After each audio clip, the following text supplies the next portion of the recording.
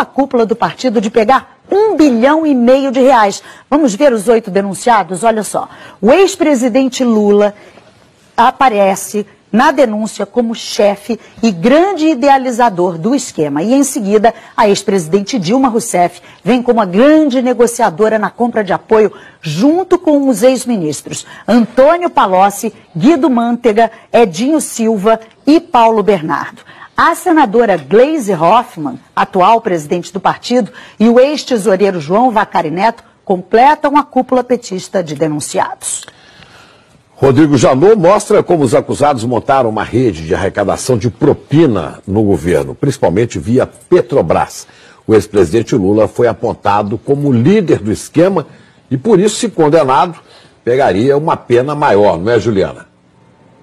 Chico, a Ana Luísa mostrou aí todos os números, os nomes dessa nova denúncia, né? E para o Procurador-Geral da República, Lula foi o grande idealizador dessa organização criminosa. O Ministério Público somou pagamentos de vantagens indevidas a Lula de R$230 milhões por suposto favorecimento às empreiteiras Odebrecht e OAS. A denúncia analisou o esquema desde 2002. A cúpula do PT cometeu, pelo menos durante 14 anos, crimes contra a administração pública, segundo o Procurador-Geral da República. Na denúncia, ele fala que o esquema envolveu órgãos como Petrobras, BNDES e Ministério do Planejamento e que o esquema permitiu que os 8 petistas recebessem de propina quase R$1,5 bilhão. O procurador diz que só na Petrobras o prejuízo gerado foi de pelo menos R$29 bilhões.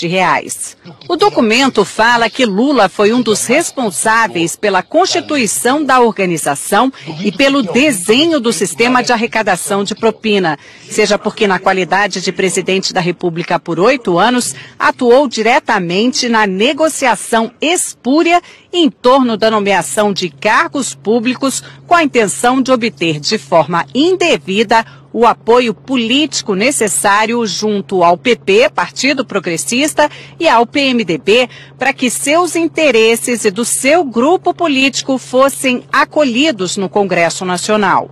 O procurador diz ainda, no lugar de negociações políticas, temos negociatas ilícitas, nas quais a moeda de troca não era simplesmente divisão de poder para governar, mas sim a compra de apoio político com a utilização de dinheiro público.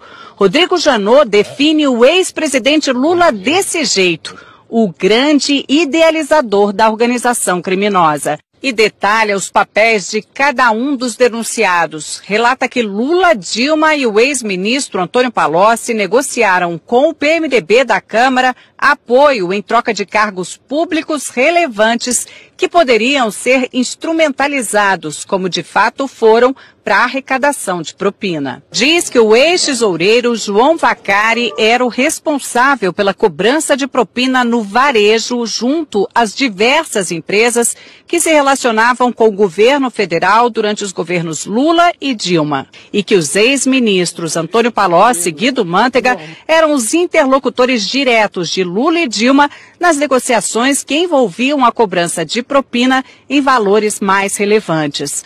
A senadora e hoje presidente nacional do PT, Gleisi Hoffmann, e o ex-ministro Paulo Bernardo, segundo a denúncia, não apenas davam suporte ao esquema ilícito montado, como também operaram diretamente a cobrança de propina no Ministério do Planejamento. Diz ainda que Gleisi foi uma das mais beneficiadas nos esquemas ilícitos mantidos pela organização criminosa na Petrobras, no Ministério do Planejamento, junto ao Odebrecht e a JF.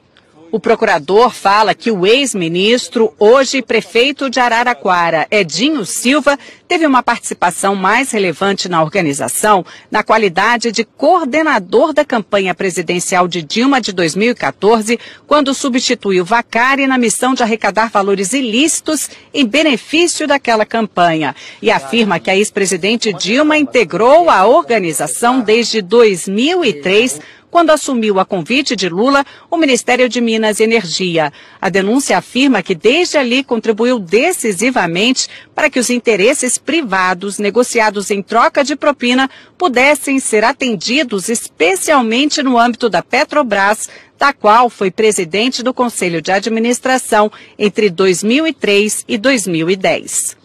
Outro trecho do documento diz que chama atenção a quantidade de contas correntes de propina mantidas pelos petistas junto a grupos empresariais dominantes no cenário econômico brasileiro.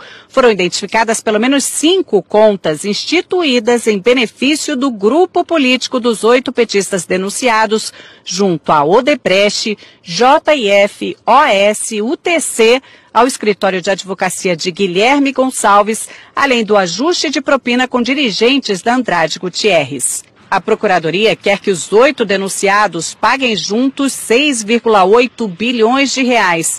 Seriam 6 bilhões e meio de reais para a Petrobras, mais 150 milhões de reais por danos materiais e outros 150 milhões por danos morais, por lesões à ordem econômica, à administração da justiça e à administração pública. O procurador-geral, Rodrigo Janot, quer que os 8 petistas sejam condenados pelo crime de participação em organização criminosa, com pena maior para o ex-presidente Lula apontado como líder.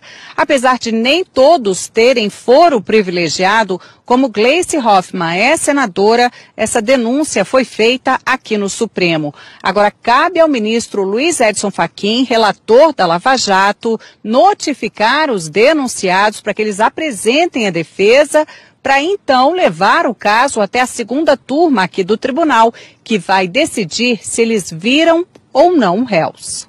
Dos 8 denunciados, só os ex-ministros Edinho Silva e Guido Mantega ainda não são réus na Lava Jato. Lula já é réu em 5 ações penais, 3 em Brasília e 2 no Paraná, sendo que em uma delas já foi condenado e recorre em liberdade. No Congresso, petistas não quiseram falar de jeito nenhum sobre a nova denúncia, que acabou repercutindo em outros partidos.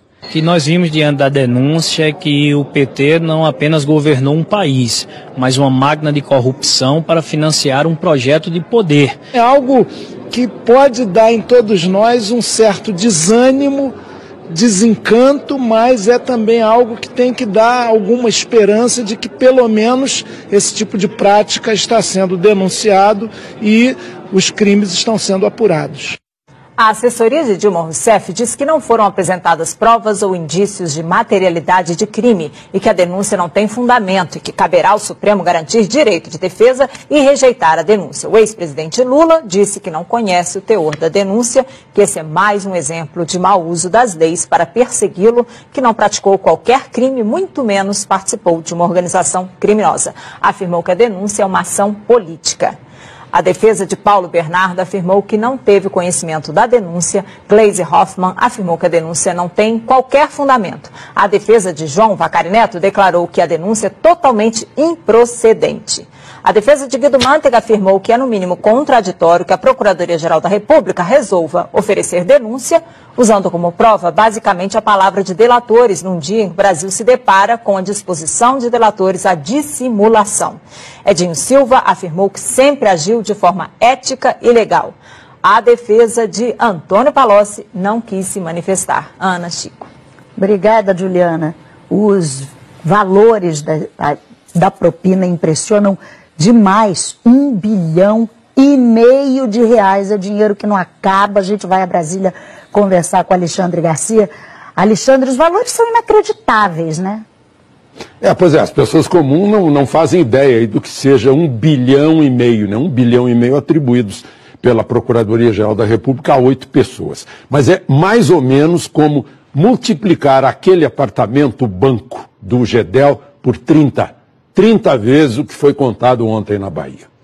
E Janot, que confessou ter agido por medo e não por coragem, né, ao reagir às novas revelações envolvendo o procurador Marcelo Miller e a JBS, e que parecia atingido por uma flechada de Joesley, mostrou que ainda tem flechas e alvejou ontem, como a gente viu aí, uma parte do esquema petista, né, desde ex-presidente da República até a presidente do partido.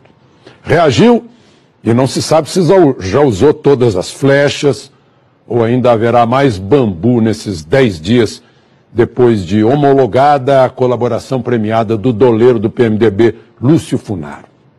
Olha, aquele apartamento emprestado na Bahia cheio de dinheiro é um retrato da corrupção brasileira.